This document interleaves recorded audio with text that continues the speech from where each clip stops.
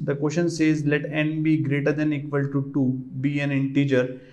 Take n distinct points on a circle and join each pair of points by a line segment. Color the line segment joining every pair of adjacent points by blue and the rest by red.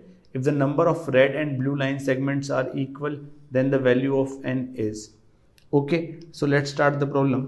क्या दे रखा है कि एक circle है, उसके ऊपर n distinct points लिए गए जैसे P1, P2, P3, P4 and so on up to Pn, और ये Pn-1 होगा. इस तरह से पॉइंट चल रहे हैं, राइट.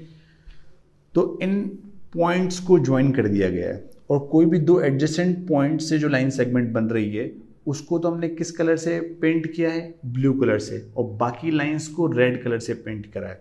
अब बोल रहे हैं कि नंबर ऑफ रेड और ब्लू लाइन सेगमेंट्स इक्वल हैं, तो n की वैल्यू निकालिए. तो ठीक है, ये इन n पॉइंट्स को ज्वाइन करके बेसिकली एक n साइडेड पॉलीगन बनेगा, राइट. अब हम लोग जानते हैं कोई भी दो वर्टिसेस को ज्वाइन करने से पॉलीगन में या तो साइड फॉर्म होता है या फिर डायगोनल फॉर्म होता है. तो टोटल केसेस जितने भी होंगे उसमें या तो साइड फॉर्म होती है या फिर डायगोनल फॉर्म होती है पॉलीगन के अंदर, राइट. तो जैसे टोटल n पॉइंट्स है किसी पॉलीगन में, तो दो दो के कितने पेयर बन सकते हैं, NC2. n साइडेड पॉलीगन बोल रहे हैं तो नंबर ऑफ साइड्स तो n हो गई. तो यहाँ से डायगोनल निकल के आ जाती है कि नंबर ऑफ डायगोनल्स कितनी होती है, NC2 minus n equal to number of diagonals. तो इस क्वेश्चन में फिलहाल जो रेड कलर से पेंट की गई है वो डायगोनल्स ही है और जो ब्लू कलर से पेंट की गई है वो साइड्स हैं, राइट. तो अकॉर्डिंग टू क्वेश्चन क्या हो जाएगा कि नंबर ऑफ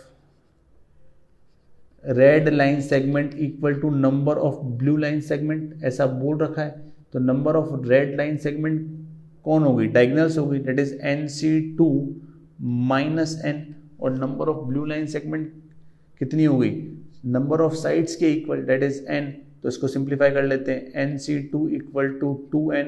इसको सिंप्लीफाई किया तो क्या लिखा हुआ है, n-1 into n upon 2 equal to 2n.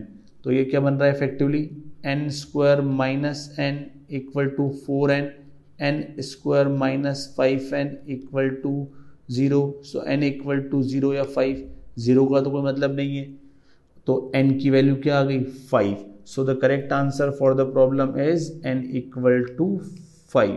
Thank you.